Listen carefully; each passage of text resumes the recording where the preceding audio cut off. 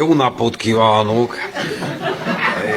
Vennék egy lakást, ott azt kéne egy kis hitel. Uram, ennek semmi akadálya, köszönjük, hogy a mi bankunkat választotta. Na, hát akkor itt a táska, tessék beletenni a pénzet.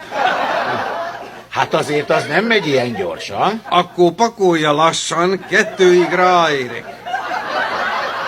Nem úgy értettem, különben sem készpénzben adjuk a hitelt, hanem utaljuk. Hát ha utálják, akkor minek adják oda? Mindegy, mekkora összegre lenne szüksége? 100 milliárd. Az nem fog menni. Akkor 5001-ig. Úgy éljen, megadom. Na jó, szeretne csokot? Ha mondjuk van az a összeg, hogy belemegyek, csak az a kérdés, hogy a csok után mennyi lenne a kamatty.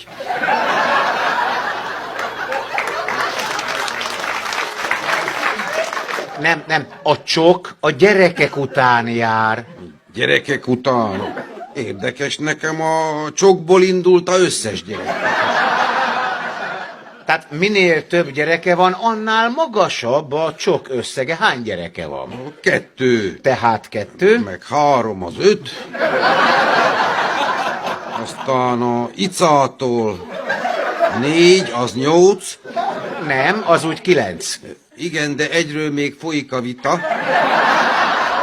Mert a ica szerint én vagyok a apja, a gyerek arca szerint meg a gázóra leolvasja. Tehát összesen hány gyereke van, ami biztosan a magáé? Hát ahhoz most kéne egy térkép, meg egy számológép. Az segít, ha azt mondom, hogy tavaly csak 2 olyan nap volt, amikor nem kellett szülinapi tortát vennem egy gyereknek sem. Na, mekkora a jövedelme? A mim? A jövedelme, mekkora? Ha még nem mértem meg. Nem látszik a hasamtól, ugyebár. Szerintem maga azt sem tudja, mi az, hogy jövedelem. Dehogy nem, a megyedelem ellentéte. Nem? Ilyen vissza nem térítendő hitel érdekelne engemet a legjobb. Olyat csak vállalkozásoknak tudunk adni. Van KFT-je? Ó, persze, megvan tőlük a Bábu vagy, meg a Afrika. Mindkettő CD-n. Az sajnos nem jó. Magánszemélyeknek viszont van egy remek ajánlat. Tudja, mi az az otthon start? Persze, ha otthon vagyok és meggyűn a ica, akkor nekem start kifele. Ablakon.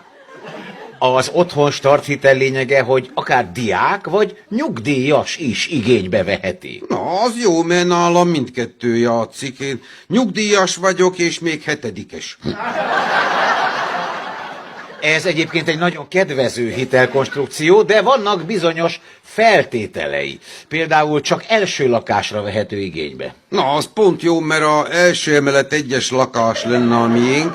Igaz, először a második lakást néztük ki magunknak, de hát sajnos mindig otthon volt a tulaj. A másik kritérium a 10% önerő. Az nem gond, én 100 kilóval fekve nyomok. Nem, drága uram, az önerő az a saját forrás. Az is van a kertbe. Múltkor volt nálunk egy kis razzia, azt a fiam ilyettébe a vakon túrásba dobta a marihuánát.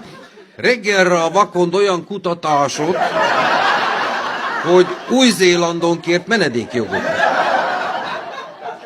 A lényeg, hogy a felvett hitel 10%-ával kell rendelkeznie. Hát én már 100%-ával szeretnék végre rendelkezni.